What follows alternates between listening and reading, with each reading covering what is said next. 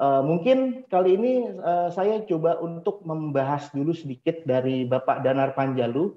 Bapak Danar Panjalu merupakan profesional cyber security yang telah banyak menjalankan proyek managed security service ya dengan layanan SOC seperti industri di finansial, hospital, payment gateway, governance dan lainnya. Beliau juga berperan penting juga di beberapa proyek sebagai project manager yang memang beliau kepalai, yang sampai saat ini juga beliau masih aktif ya sebagai cyber security section head. Oke, untuk mempersingkat waktu juga untuk Bapak Danar Panjalu, sudah siap Pak? Sudah siap ya? Oke, hanya ada waktu 20 menit nih Pak nih. Semoga untuk materinya bisa disampaikan dengan semaksimal mungkin. Untuk waktu dan layarnya kami persilahkan. Silakan Pak. Ya, terima kasih Pak Tio. Assalamualaikum warahmatullahi wabarakatuh. Selamat pagi, salam sejahtera untuk kita semua. Perkenalkan, nama saya Danar Panjalu. Saya sebagai Cyber Security Section Head dari NOS Security Global. Jadi pada webinar Cyber Security MON 2021 dengan tema Security Operation Center sebagai salah satu pertahanan dalam menghadapi ancaman siber, saya akan membahas mengenai mengapa SOC begitu penting di dunia pada saat ini. Jadi SOC, Security Operation Center atau SOC, itu merupakan suatu fungsi tersentralisasi pada suatu organisasi dengan keterlibatan domain-domain people, proses, dan teknologi. SOC memiliki tujuan antara lain salah satunya yaitu meningkatkan postur keamanan informasi pada suatu organisasi tersebut, kemudian melindungi aspek-aspek keamanan informasi seperti confidential, integrity, dan juga availability.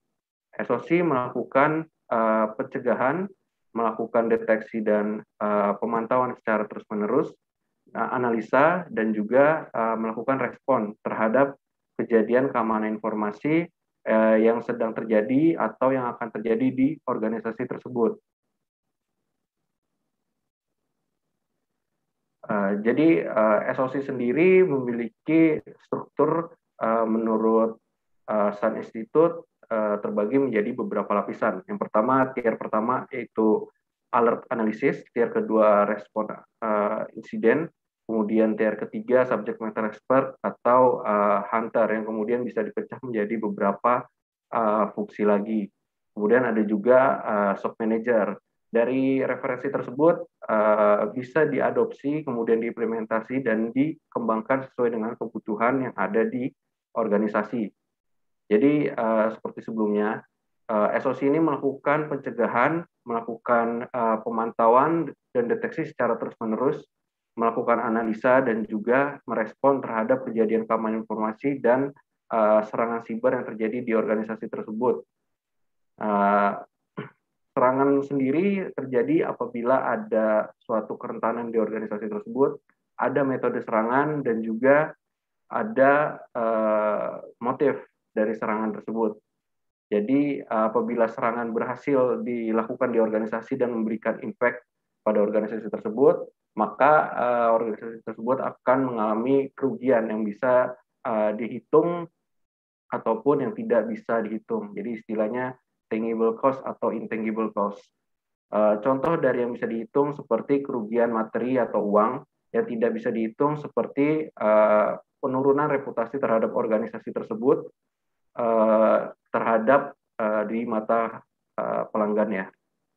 Jadi untuk model serangan dulu dan model serangan saat ini, serangan siber, model serangan dulu itu sebagian besar oleh malware yang menyerang ke berbagai macam sektor atau lapisan tanpa pandang bulu, serangan spam, dan juga aktivitas DDoS.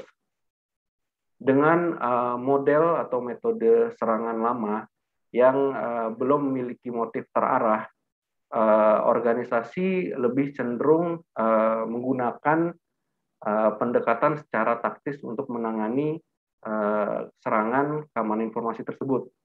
Contohnya seperti penerapan kepatuhan tata kelola keamanan informasi, kemudian membangun berbagai macam perimeter, melindungi semua sistem, menggunakan analisa berbasis dengan signature pada suatu produk kemudian juga melakukan scanning pada organisasi tersebut dengan kerentanan yang sudah diketahui.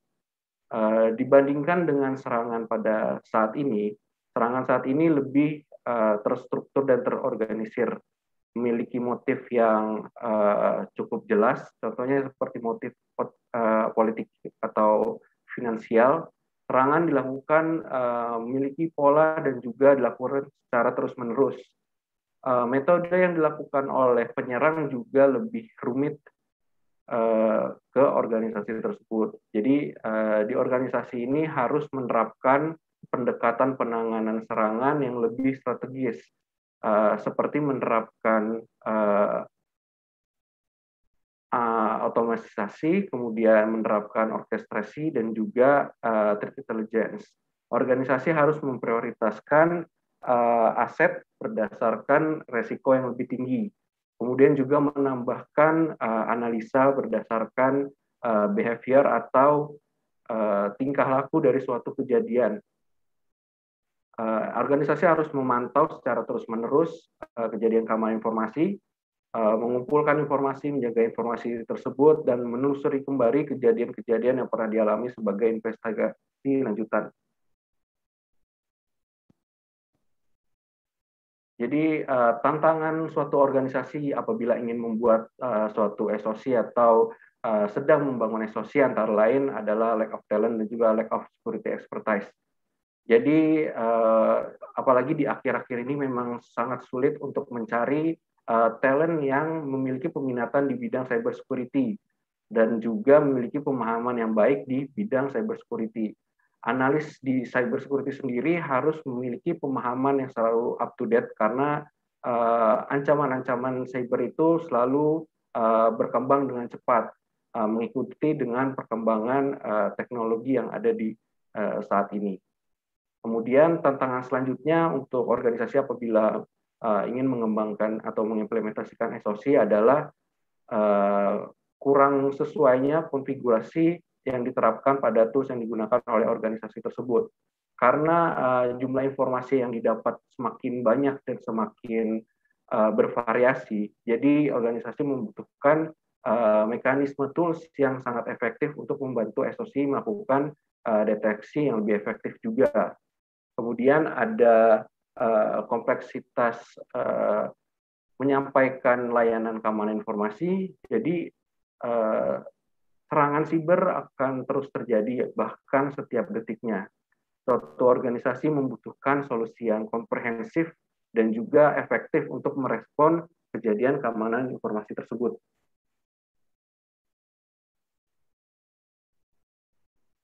Tantangan lanjutannya dari tools itu sendiri. Jadi SOC melakukan pemantauan dan analisa di tools yang dinamakan SIEM. Jadi SIEM ini fungsinya salah satunya untuk mengumpulkan log dari berbagai macam sumber perangkat seperti data security, network security, endpoint security, perimeter security, dan lain sebagainya.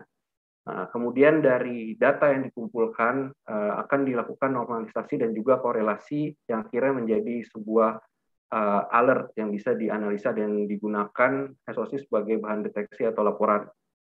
Nah, semakin berkembangnya waktu, kebutuhan untuk analisa dan investigasi SOC juga berkembang.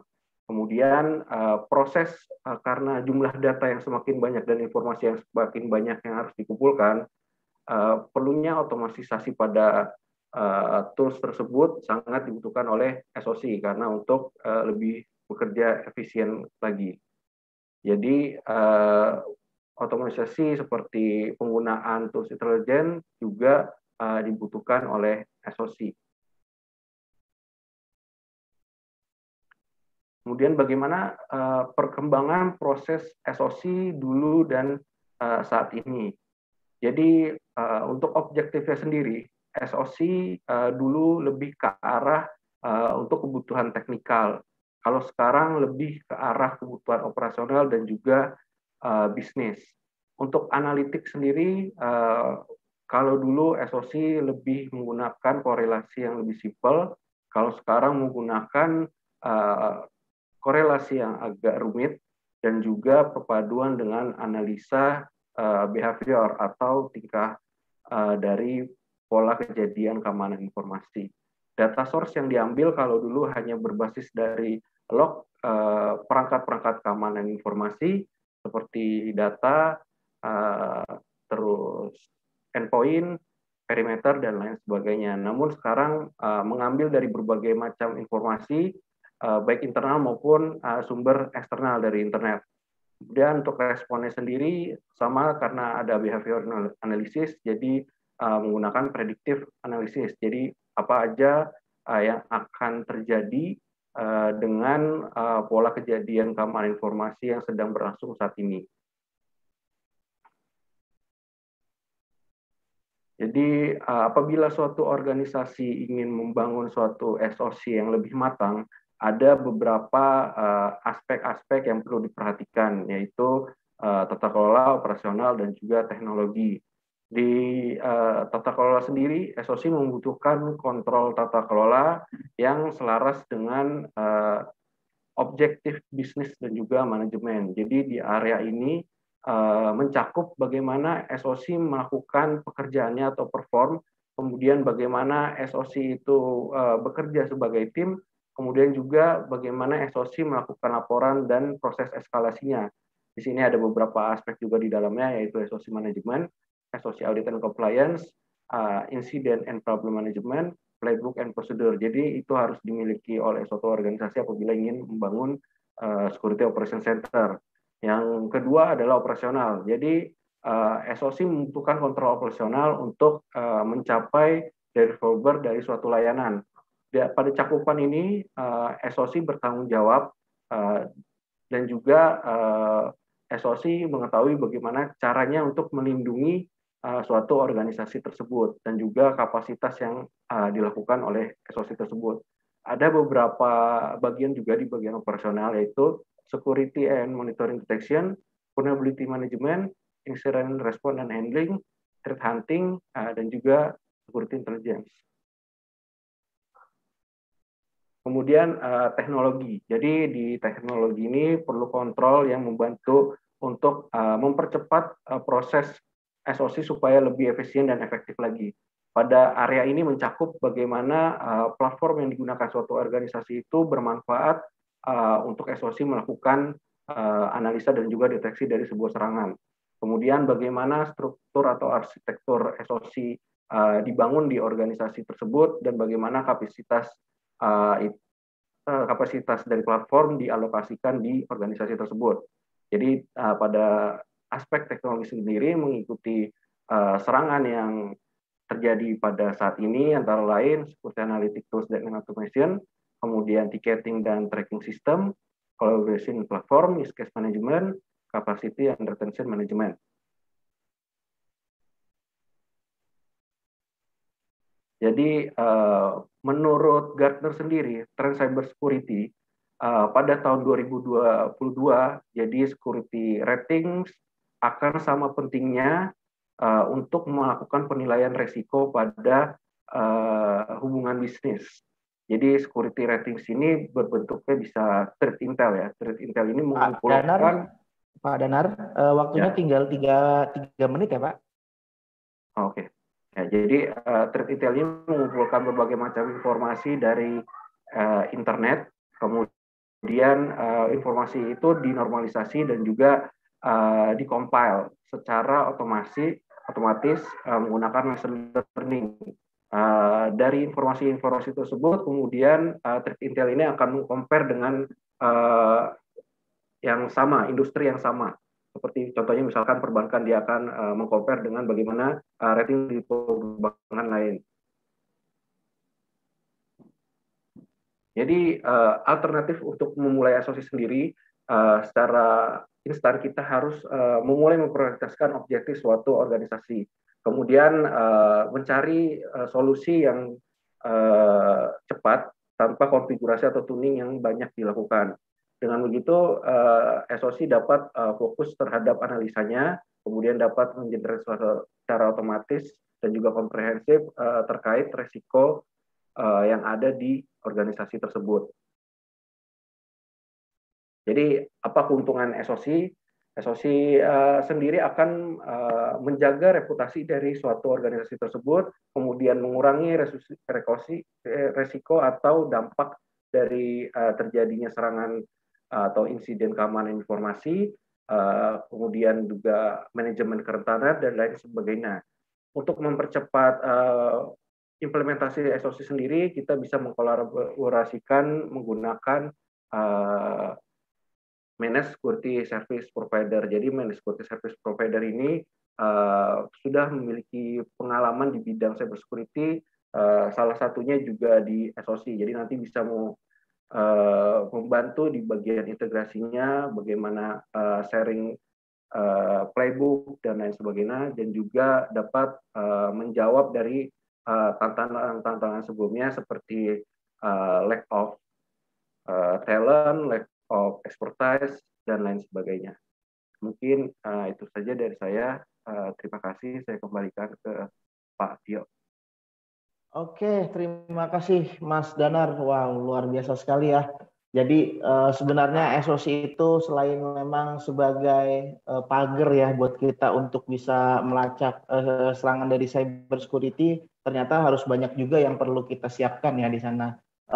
Terlebih lagi untuk people, proses, dan teknologinya juga harus berkesinambungan ya Mas ya, karena tadi juga harus tidak hanya kita mempersiapkan dari sisi people-nya saja, dari SOC-nya, tapi dari prosesnya bagaimana cara eskalasinya ya, kemudian juga dari teknologinya ya, walaupun kita mempunyai teknologi yang bagus gitu kan, tapi kalau tidak kita maintain atau tidak kita tuning, itu tidak bisa kita gunakan secara ideal dalam satu kesatuan. Wow, luar biasa sekali Mas ya. Thank you buat Mas Danar.